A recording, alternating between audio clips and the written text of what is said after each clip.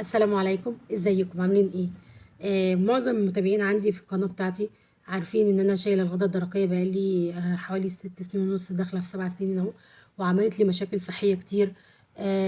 بقالي قعدت اكتر من سنه، لا باخد فيتامينات ولا باخد معادن ولا بعمل تحليل. معرفش اي حاجه في اي حاجه. انا فكرتها زي عمليه اللوز ولا اي حاجه.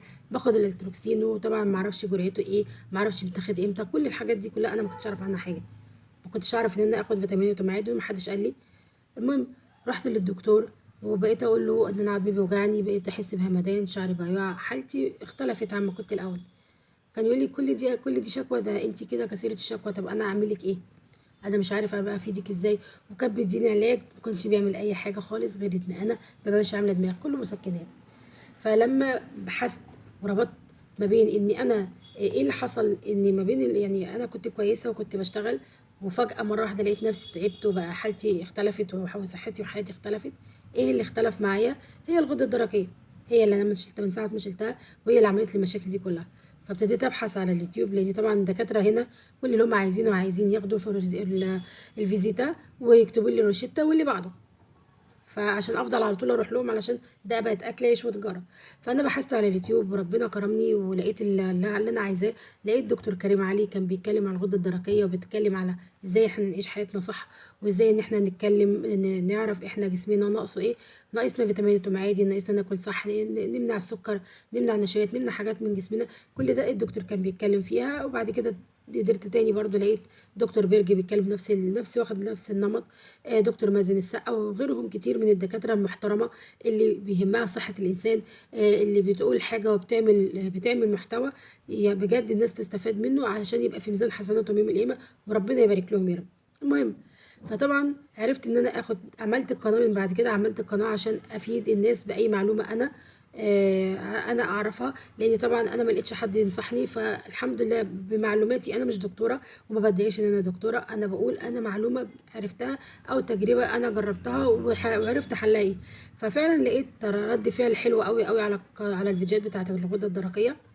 وناس كانت بتدخل لي من كل الوطن العربي، من معظم الوطن العربي، كانوا بيدخلوا لي يقولوا لي نفس الشكوى اللي انت بتشتكيها، مفيش حد، حياتنا متدمره، حياتنا. فطبعا اما كنت بقول لهم خدوا الفيتامينات والمعادن، زي فيتامين د، زي اوميجا 3، فيتامينات ومعادن متعدده، كل الحاجات دي.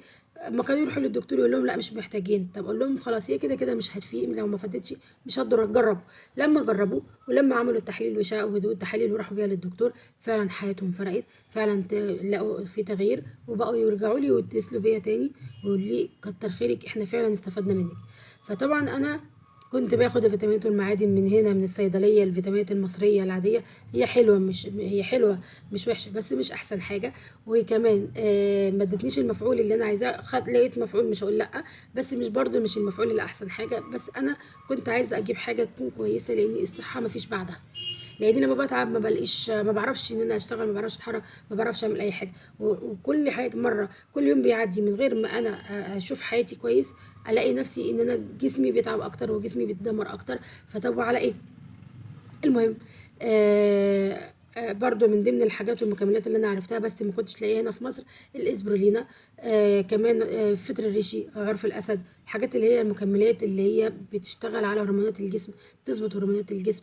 بتقوي جهاز المناعه، بتنقي الجسم من السموم والشوارد الحره اللي فيه، وفيها مضادات اكسده. لان طبعا الخليه لما بتاكسد بيبقى فيها شيخوخه، ولو حصل فيها شيخوخه الخليه بتموت، بنبقى عرضه لامراض زي السرطان، زي السكر، زي الضغط، زي القلب، والتهاب المفاصل. وخدي بقى اكسده البشره وسقوط الشعر، حاجات كتير قوي قوي قوي الغده بتاثر عليها. او ان احنا ما بناخدش فيتامينات ومعادن، او ان احنا ما بناكلش كاكل صحي، ما بننامش كويس، ما بنعملش الحاجات اللي ربنا قايل لنا عليها نعملها، وبنعمل حاجات كتير قوي قوي بتدمر جسمنا.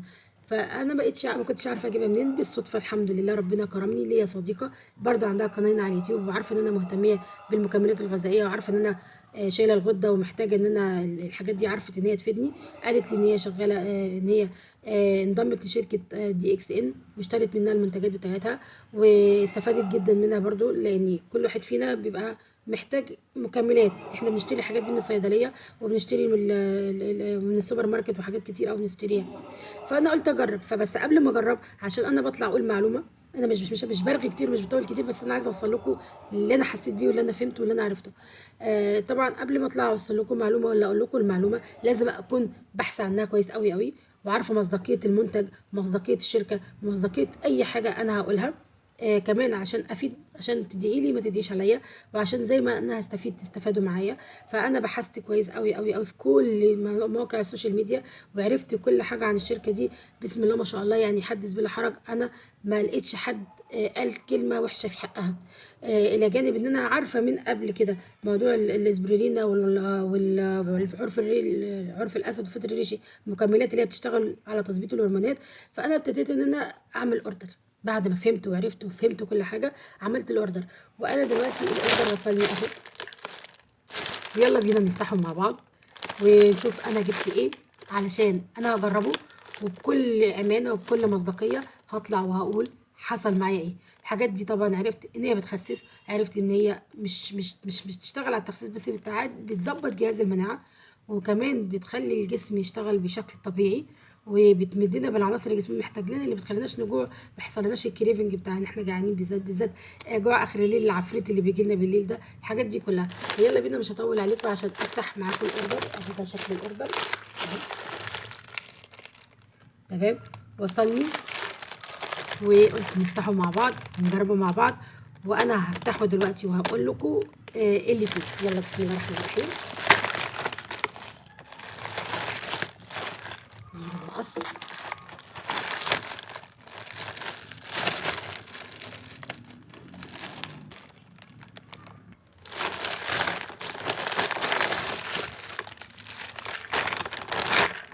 حتى الاسم بتاع الشركه، والشنطه بتاعتهم كده حاجه شيك.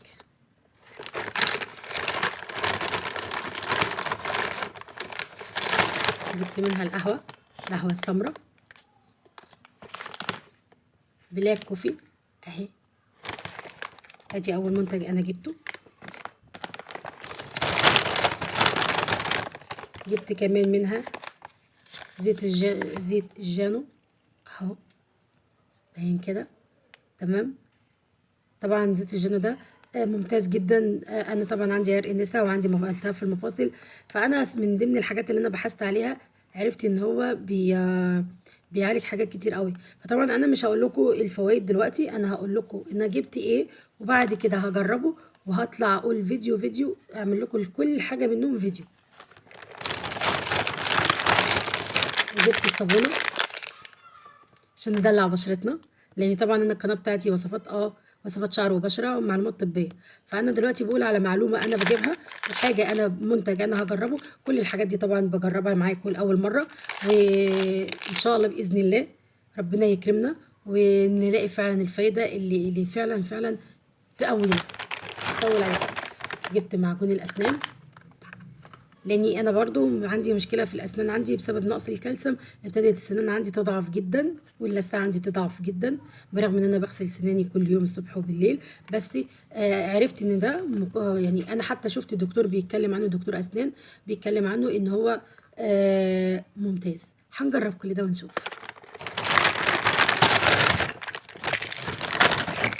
جبت كمان ده عرف الاسد، تمام، وده الفطر ريشي،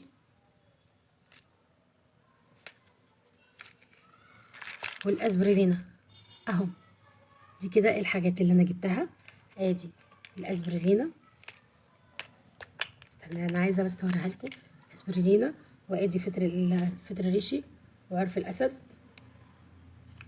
المفروض كان في كمان عصير اسمه عصير المورينزا، بس هي ما شافتش ما بعتتهوليش، تقريبا مش موجود عندها. الصابونه